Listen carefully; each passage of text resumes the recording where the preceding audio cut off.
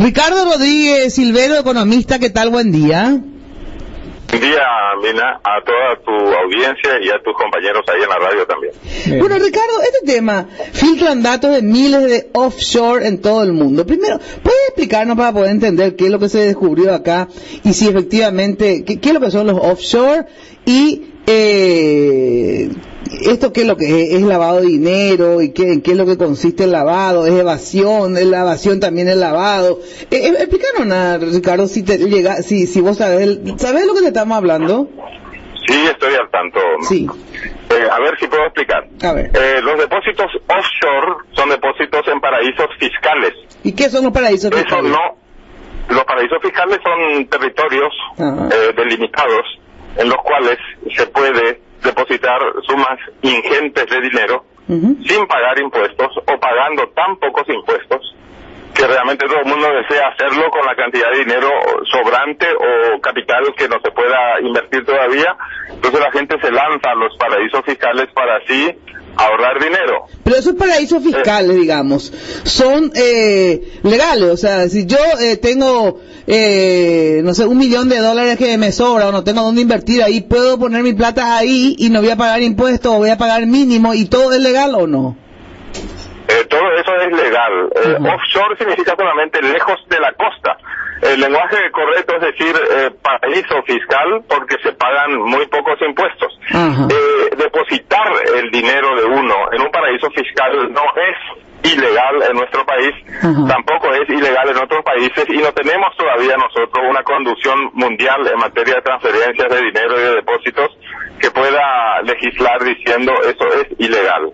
Lo que sí es ilegal, pero absolutamente ilegal, es hacerlo para lavado de dinero o para mover sumas ingentes destinadas a financiar el narcotráfico o para el financiamiento del terrorismo internacional. Eso está absolutamente prohibido. Claro, por eso lo que hay que preguntarse es cuál es el destino que se dio a esos fondos depositados en los paraísos fiscales, ¿no? Claro, por eso y está demostrado, Perdón, Mina, está demostrado que en países como Panamá y como Paraguay y en algunas ciudades como Ciudad del Este, como que los controles son tan laxos, o sea, casi no existen, y el lavado de dinero es una práctica diaria que se hace desde los mismos bancos o a través de casas de cambio, y los giros internacionales que se hacen de sumas ingentes de dinero son ya tan sofisticados que se realizan sin ninguna clase de controles.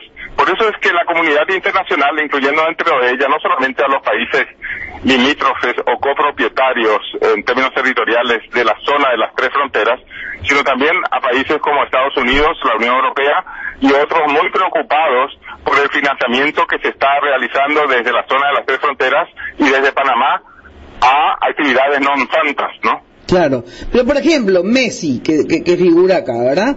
Estrella del fútbol, Pedro Almodóvar, director de cine, ¿verdad?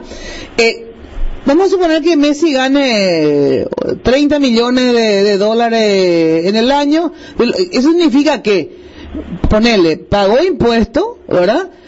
Porque le pagaron legal, vamos a suponer que le hayan pagado legalmente, digo, ¿verdad? Le pagaron, pagó impuestos y después ya no tiene dónde poner su plata. No, él puede mandar ahí a estos paraísos fiscales. ¿Y cuál es el delito, por ejemplo, ahí de Messi? Bueno, hay dos formas de hacer eso tradicionalmente. Uno es recibiendo la paga oficial de parte del club contratante, en el caso de Messi. Eso está grabado con impuestos. O sea, Messi está pagando impuestos sobre esos pagos que realizan legalmente los clubes que le contratan a él legalmente. Y después le pueden pagar negro. Está también la otra forma, que le están pagando a Messi a lo mejor bajo la mesa o a través de conductos no legales. Eso es evasión tributaria, eso está condenado también, y si se dedica al lavado de dinero para actividades cruentas, es decir, con asesinatos, eso por supuesto que está penado, no solamente en términos financieros, sino también en términos de crímenes de lesa humanidad, ¿no? ¿Por qué crímenes de lesa humanidad? Si se utilizan esos fondos para financiar al Estado Islámico, se está financiando el genocidio. Ya sé, pero Messi obviamente no va a financiar eso, digo, partiendo de la base que lo que el tipo quería era que le pagan, por ejemplo, si él, con el pago normal que le hacían, que pagó todos sus impuestos, manda esta plata y tiene una cuenta en esos paraísos fiscales, no es nada ilegal en ningún sentido de la palabra, ¿verdad?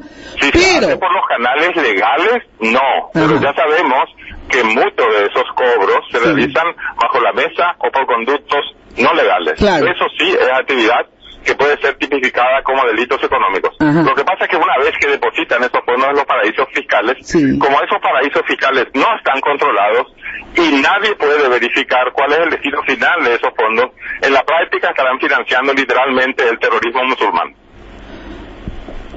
Esa parte es lo que no entiendo, porque ¿por qué indirectamente? O sea, que si yo envío ahí, no sé dónde se envía, en un banco me imagino que es, ¿verdad? En un banco. Plata mía que no quiero tener acá en el Paraguay, porque el día de mañana me llevan presa porque yo dije que Carte es un desastre, entonces quiero tener mi plata afuera. Envío, ponerle, no sé, a Panamá, ¿verdad?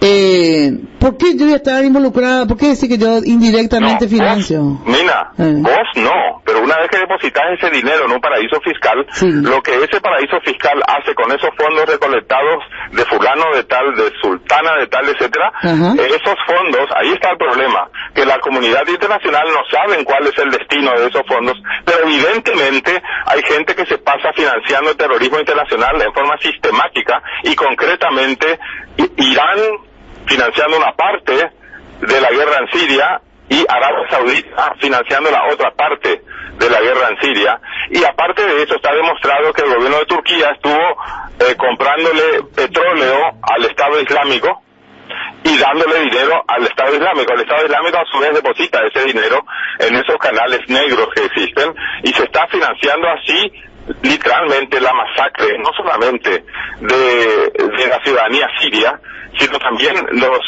centenares de grupos de insurgentes en Siria, así como los atentados terroristas en Europa y en otras partes del mundo. Pero, digamos, entonces, la persona que envía su plata allá, obviamente, no es responsable. Vos decís o sea, vos decís que estos paraísos fiscales no deben existir porque al existir estos paraísos fiscales se permite que estos grupos delincuentes, digamos, usen esta vía para mover su plata, o vos decís que esos mismos bancos financian esas actividades. Esa parte es lo que no entendí, Ricardo.